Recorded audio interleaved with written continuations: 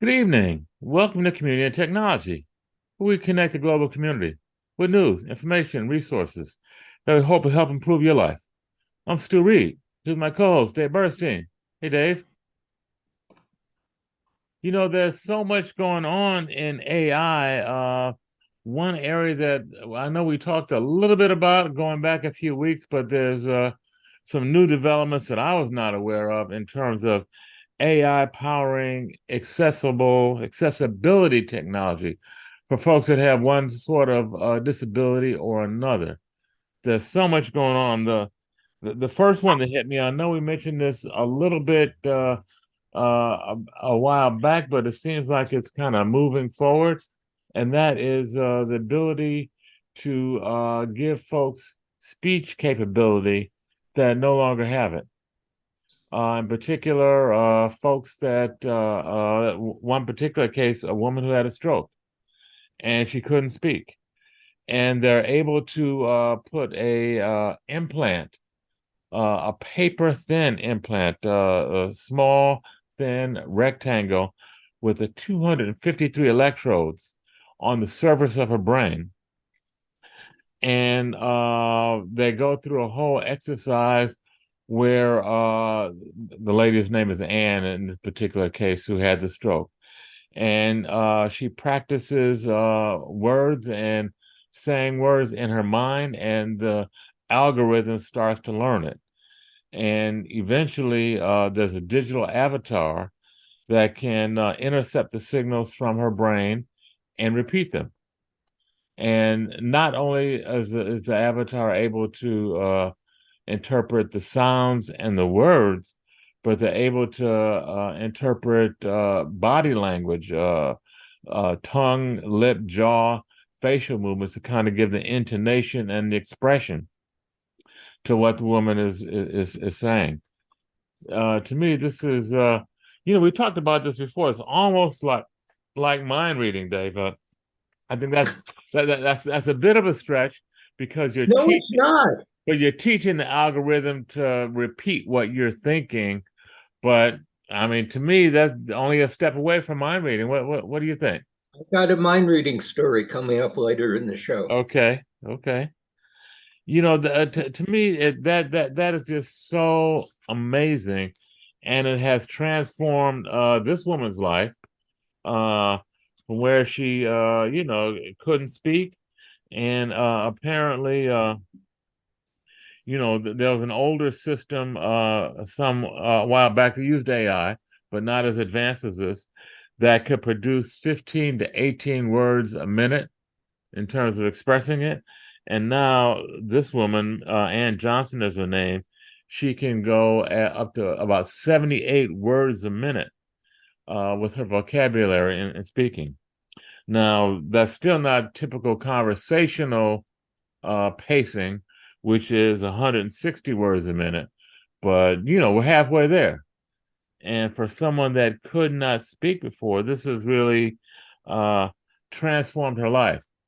And I mean, she's quoted saying, just hearing a voice similar to her own has been a real emotional experience for her. So, I mean, this is AI really doing some good stuff. Um, People who couldn't speak now can speak. Yes, Dave. One of the stories had a conversation she had. Her Mhm. husband came down to the hospital and asked her, "What do you think of the Toronto Blue Jays this year?"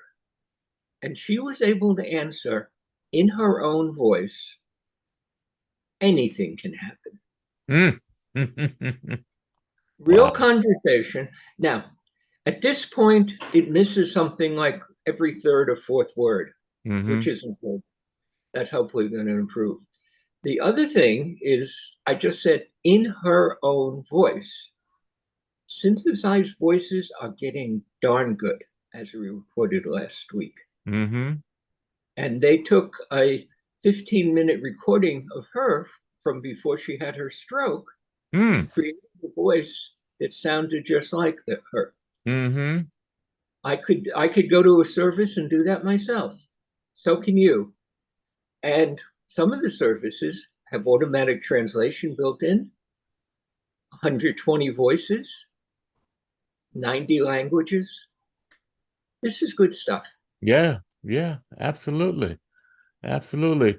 And just as that there are all these developments in speech for folks who can't speak, there are also a lot of developments in hearing for folks who are unable to hear.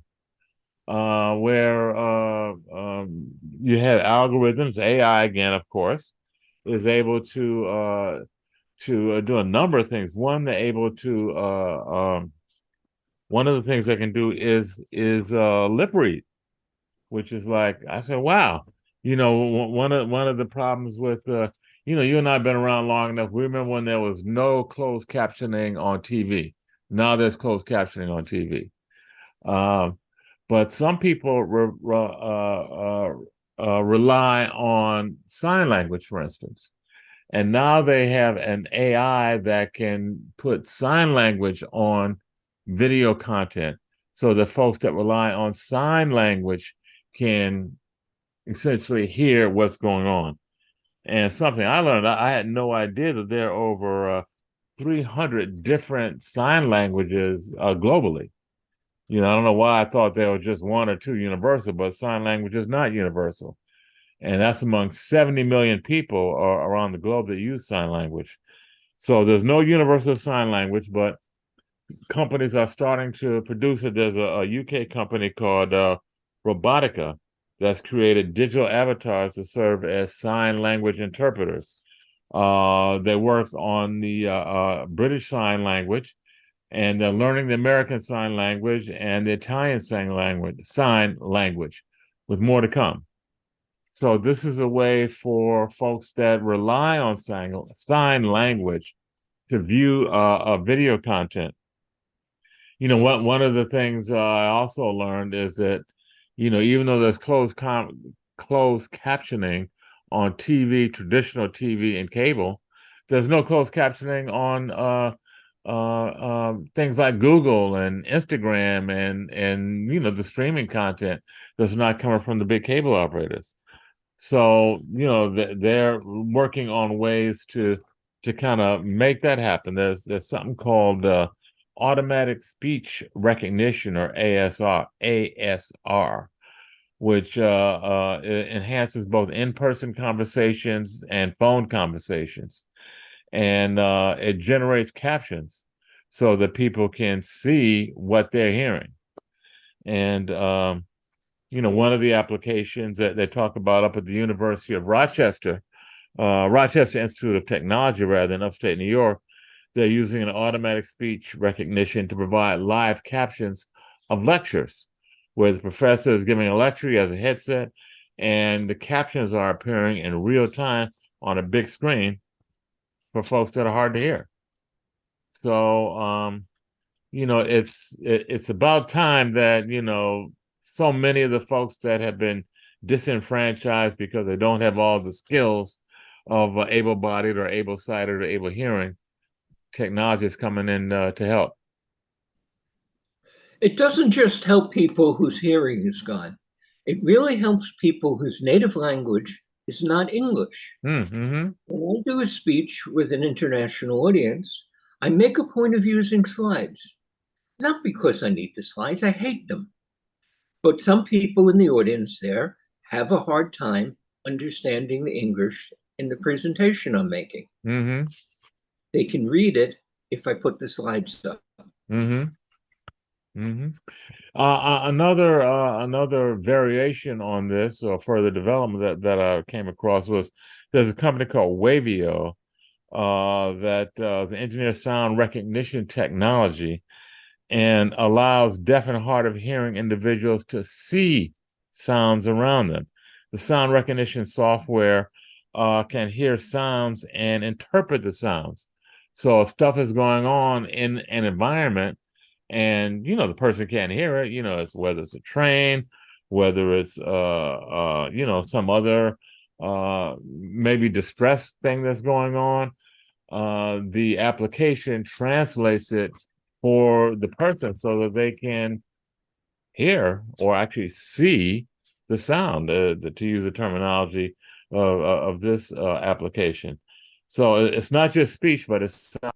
And they talk about how it helps to make people safe and alert them to dangers and other things that might be going on in their environment that they would not be aware of given hearing deficiency.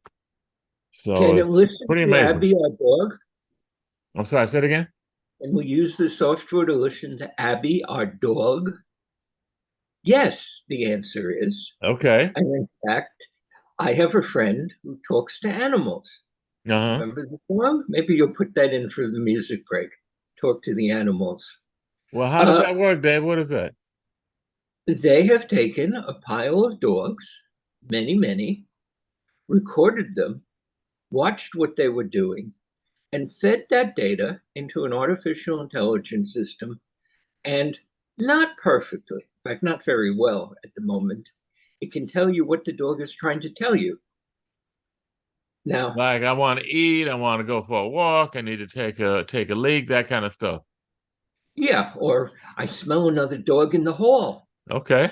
I always know when I have a visitor coming because Abby starts shrieking and barking as Yeah, yeah, somebody comes yeah. Yeah, by. dogs have that sense. Yeah. A lot of people think that dolphins and some whales are probably as intelligent as we are. And of course, whales and dolphins make a lot of sounds. Mm-hmm. I remember there was an old record that was made in LP of whale sounds that were put together by a composer. We have no way of really interpreting them yet. That's coming.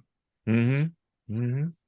And just one other application I just wanted to mention. We talked about, no, actually, the two other applications. We talked about speech, we talked about hearing. There's also an application for sight, folks that have visual impairments. There's an application called Be My Eyes, which is a mobile app that assists visually impaired folks through live video calls. What it does is it uses AI powered, I guess, chat GPT-4 to visually look at whatever the visually impaired person is looking at and then connects them with a sighted person who then in turn can tell the person audio wise what they're looking at. And it's the folks on the other end are volunteers. Apparently they have quite a large workforce of volunteers that are working on in this application. And a couple of examples they talked about if a user sends a picture of inside the refrigerator, the virtual volunteers, what they call them, will identify the items within and also can talk about recipes and ingredients and how to cook and how to prepare what's in the refrigerator. So it's not just a simple, oh, there's a fruit and there's a steak and there's this vegetable and that. It actually talks about how you can use what you're looking at. Another app that they're talking about that's not, this is Be My Eyes again, is the name of the app. They're talking about using the technology to navigate a train system, to walk around unfamiliar places, to browse websites and social media platforms. Again, using the visualization, technical visualization by the impaired person, sending it back to a volunteer who's interpreting and in real time letting the person know what's going on around them. The company's been around since 2015. They're based in Denmark. And, the whole mission is to connect people who are blind or have low vision with sighted volunteers. Kind of a novel concept, Dave, when you think about how that works. Well, you could, if I had a blind friend, she could call me up. I can look at the camera in her phone and tell her whether or not it's safe to cross the street. Mm-hmm. That's in production. Mm-hmm. Now there's another one. Did you see the suit that lets people walk? The Let's Paralyze People Walk. Yeah. Yeah, that was going to be the next one we talked about. We talked about hearing, speech, sight, and now mobility. Go ahead, tell us about it. Well, there are two ways to do it. One picks up your brain waves, has to be trained, and sends through a wire or maybe even Bluetooth uh, to an electrode in your leg, which moves it and lets you walk. That's working in the laboratories today. I've That's seen the amazing. video. Now, let me just say that again to emphasize what it's doing. It's actually sending an impulse from your brain to your body that is paralyzed, that you can't move, and making that limb move. Most Sending, people go who ahead. are paraplegic Mm-hmm. have perfectly functional legs, but their spinal cord's been snapped and there's no way for the brain to communicate with it. Mm-hmm. It bypasses the spinal cord and lets you walk. The other way to do that is to put you in a great big suit and let you walk like a robot in that. Mm-hmm. And certainly walking robots have been for a while. And now they've designed them that you can trigger the walk just by thinking. Mm. Wow. That's Yeah. amazing. To me, that's amazing. If I, you kind of broke it down, the physics of it. Okay, you're paralyzed because your spinal column is broken or malfunctioning, and though your brain says move, that signal doesn't get to your legs, therefore you're paralyzed. This brain spine interface device, gizmo, whatever it is, now implant now enables the brain to actually connect directly with the muscles in the legs and move them. I mean, that's astounding. That's incredible. I mean, I guess there really are some really good applications of AI as we talk about this, Dave. I mean, really kind of empowering folks that would otherwise have some serious deficits in terms of speech, hearing, sight, and movement to bring all those senses back in some way. This is a some real breakthroughs. Well, I understand it's been done before. The Bible says Jesus was able to have the blind see, but there hasn't been a good technique since Jesus Yeah, ascended. that was only 2,000 years ago. Actually, there have been things like artificial retinas and so on that aren't AI that are helping.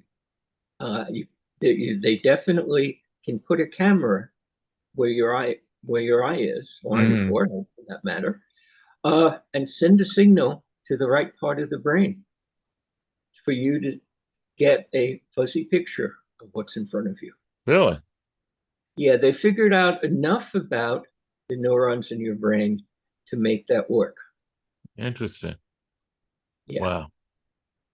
Hmm. But we usually leave AI to the second half of the show because there are too many other things in this world. But there's a story that belongs here with what we've just been saying. AI is doing miracles for people. It's reducing many people's workload. And that means, of course, that many people are going to lose their job, but that's another topic. But where is this quote I had? Uh, Come on, I have the That quote. wouldn't mean nobody would ever build AI to kill people. Not that quote. Yeah, there's a lot of people saying you don't have to worry about killer robots. Well, somebody who disagrees with that is the Assistant Secretary of Defense, Ms. Hicks. Do you have those words in front of you? Yeah, this is Kathleen H. Hicks, who's the Deputy Secretary of Defense. And I'm quoting from her now. She says, we're making big bets and we're going to deliver on those bets. First up, we're going to field attributable autonomous systems at scale. of multiple thousands in multiple domains within the next 18 to 24 months. Together, we can do this. And Absolutely, they can. Now, how do you stop it? Do you want to stop it? Well, 21 nations signed a declaration. Every American nation, except the United States and Canada, all Latin America and Korea, all signed saying there should be a treaty that you cannot use AI guided tools, whether it be robots or automatic machine guns, that can make the decision to kill people. The United States is blocking that treaty at the United Nations. mm, Yeah. wow. But this is a tool. And some tools help, some tools hurt. I read here on the show, I think 2 weeks ago, a long post by Yoshua Bagnio, who's one of the half dozen most respected computer scientists in AI. He and two other people basically made neural networks work, and that's behind all these big large language models and so on. And he wrote, I'm paraphrasing from memory, he wrote, I never worried about the consequences of what I was building. The things we were afraid of were so far in the future. Hopefully we could solve it before and I didn't have to worry. But then he read and looked at people he respected who were saying that we will probably have machines more intelligent than people in 5 to 20 years. Nobody really knows. These are all guesses. But that's certainly possible. Mm-hmm. And he said it was frightening to realize what his life's work was enabling. Yeah, yeah. His life's work was enabling all the health things Mm-hmm. we've just been talking Yeah. about. Can you say Oppenheimer? I am Shiva, god of destruction. Mm-hmm. Mm-hmm. Yeah. Okay, Dave, we got to take a break. We dipped our toes into AI this first half of the show. There's some other stuff going on, and we want to also talk a little bit about environmental racism when we come back. So you're listening to Community and Technology on WHCR 90.3 FM, the voice of Harlem, with Dave Burstein and Stu Reid. Stay tuned. We'll be right back after a brief musical break.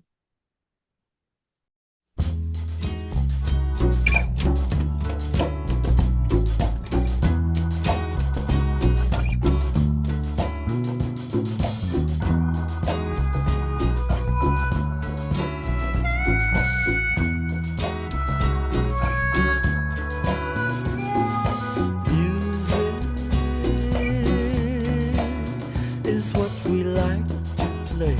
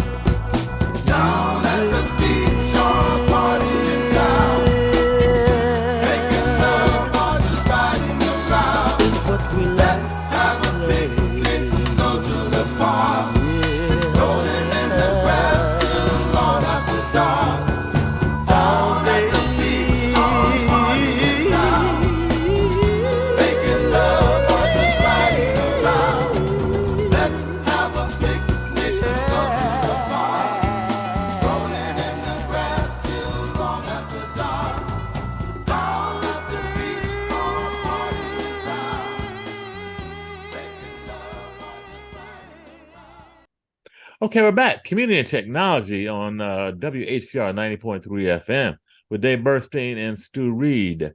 Dave, what did you want to open up with in the second half of the show here?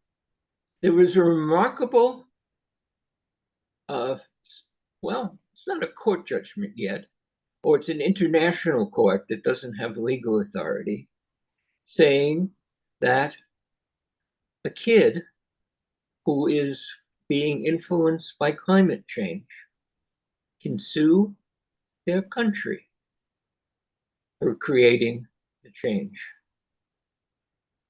That hasn't been possible in law until now. But this was a major international legal body saying it should be. Mm-hmm. Now, is that going to happen? Will the courts enforce it? Well, we don't know. It really is pretty radical. But the people dying in the wildfires in Hawaii definitely will put at risk Mm-hmm. by climate change. Mm-hmm.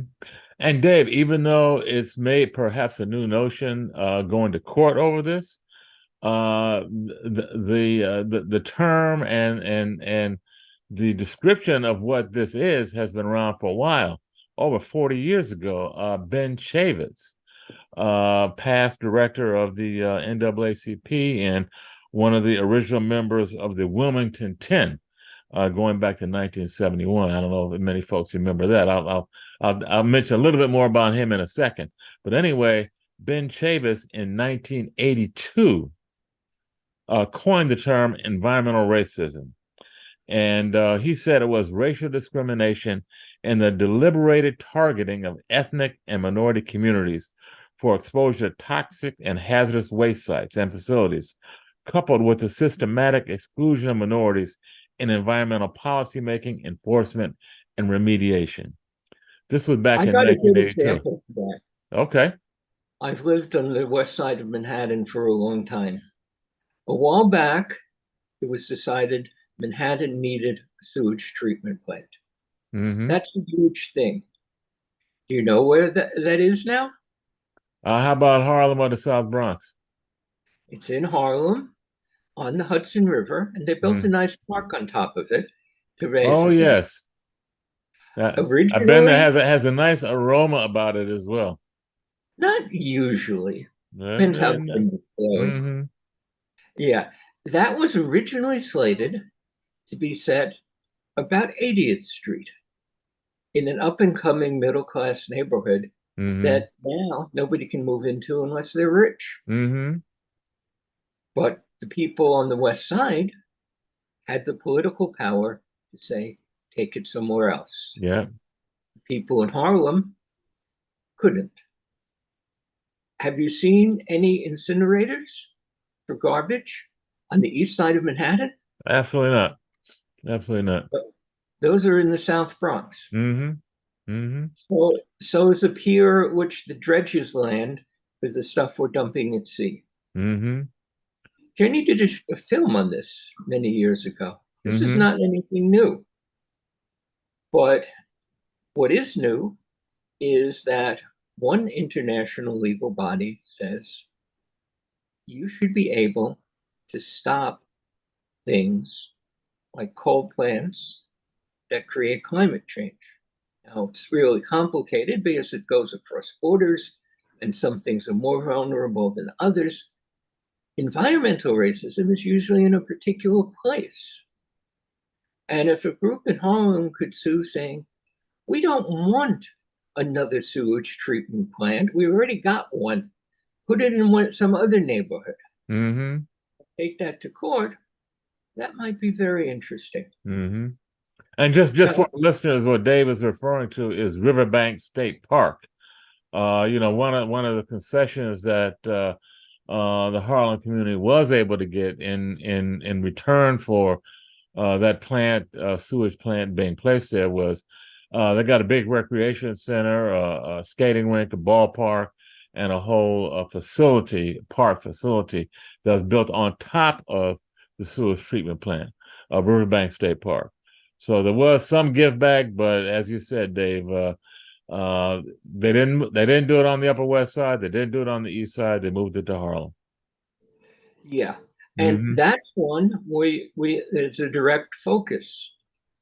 If you put a garbage dump, it's very easy to see which neighborhood is in, Hmm. and it's very easy for the city or the state to put it somewhere else. And this is about the ability to go to court and change that. So now, what jurisdiction is this suit being litigated in, Dave? I don't have it in.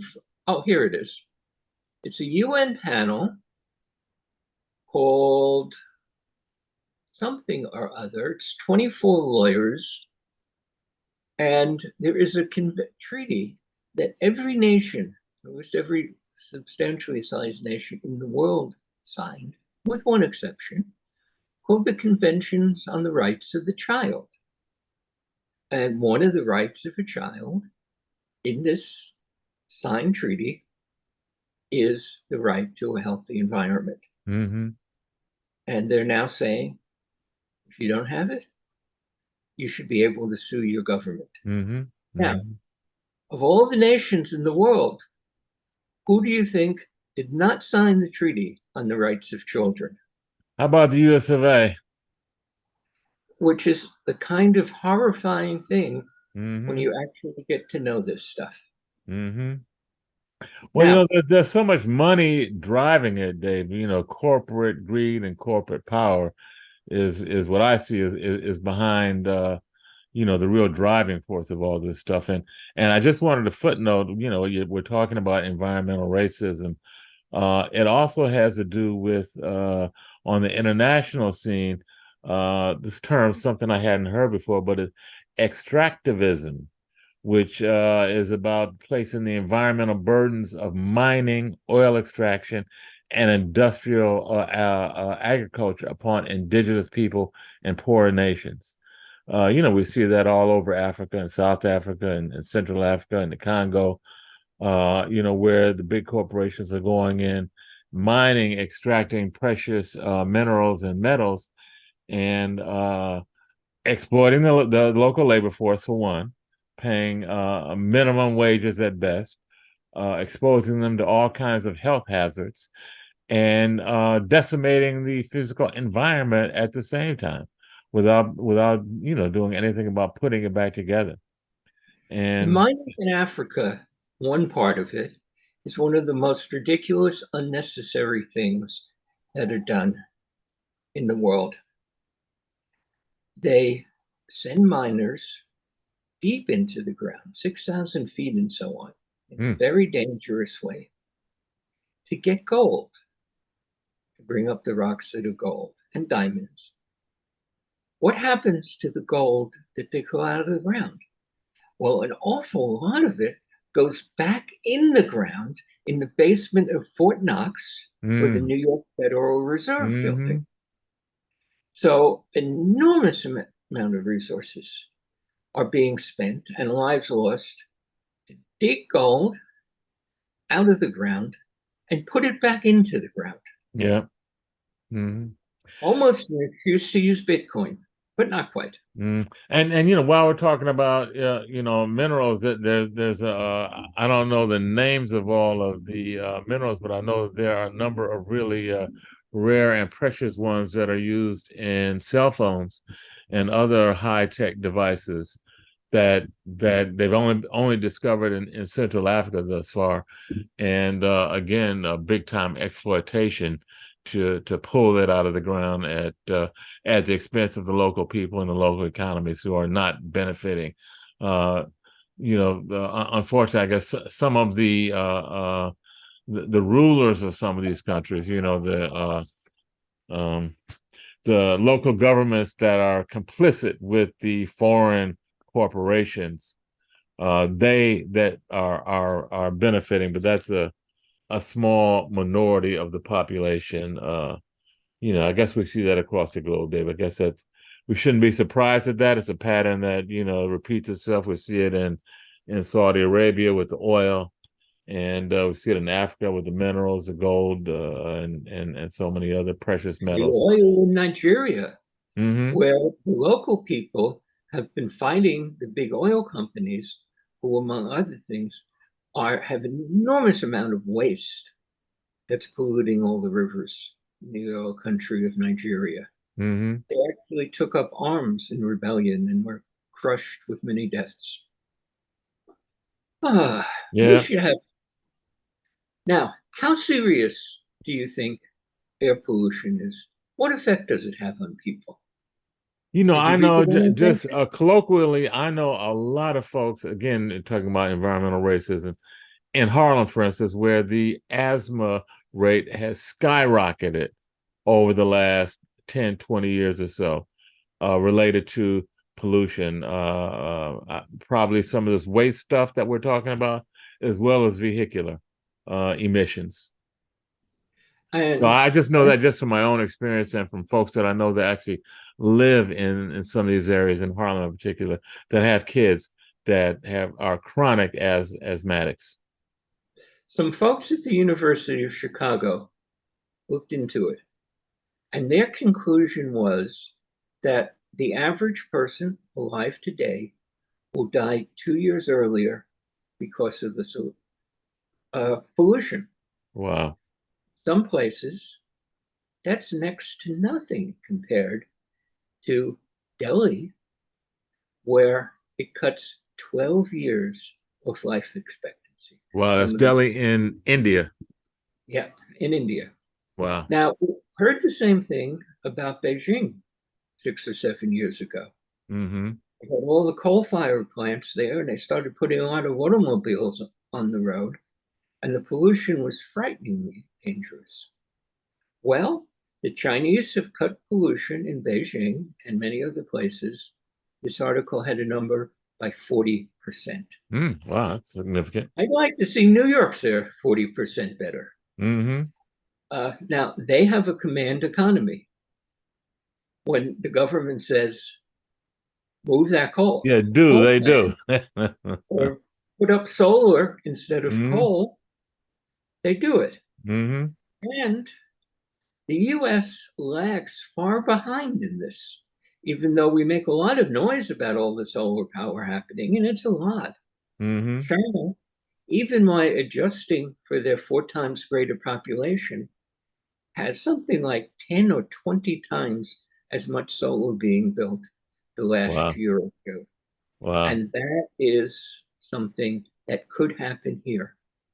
So I'm not saying we should adapt the Chinese government style.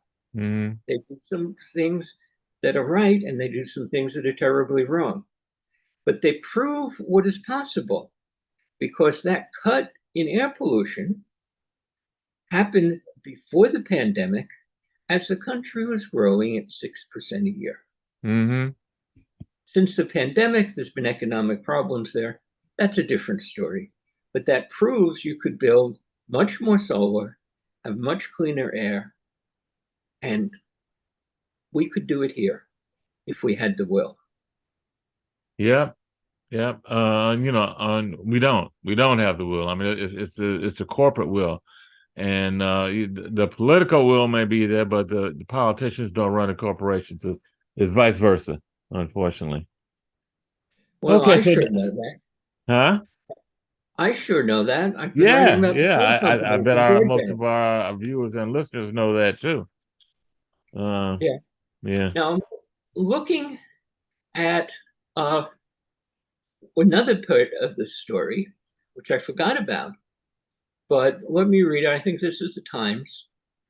A group of young people in Montana won a landmark lawsuit when a judge ruled the state's failure to consider climate change when approving fossil fuel projects was unconstitutional. Wow. Mm-hmm. I mean, Yeah, is that who was that that's again? actually a It was joke. versus the state or versus private industry? It Who? was against the state, Uh-huh. and the lower court judge said it, and it's on appeal now. And few people think that's going to pass the Supreme Court we Yeah. have today. There you go. There you go. There you go. Back to that again. How much more time do we have? Well, we got about 7, 8 minutes. I know there are a couple of quick other things.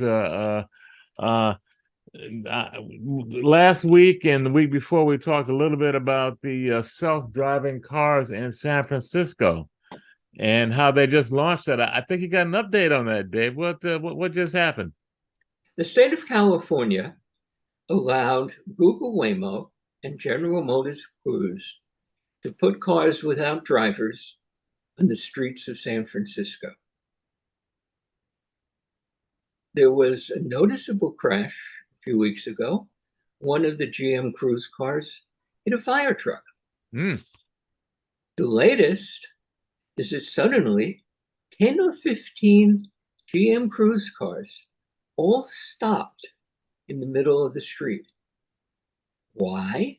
Well, there was a big concert on that street, and there were so many people streaming that concert, the local wireless was knocked out or not available enough for the GM cars. What happens? Stop. And Wow. they held up traffic in San Francisco. Now, that wouldn't happen to a Google car because Google made the decision that they didn't want to be dependent on the wireless networks because they knew this was going to happen.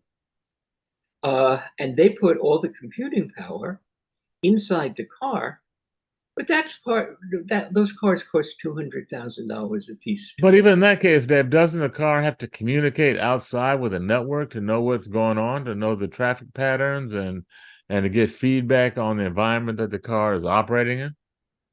The way Waymo built it, and most of the people I know who've been working on cars for AI, no, you do not need to communicate.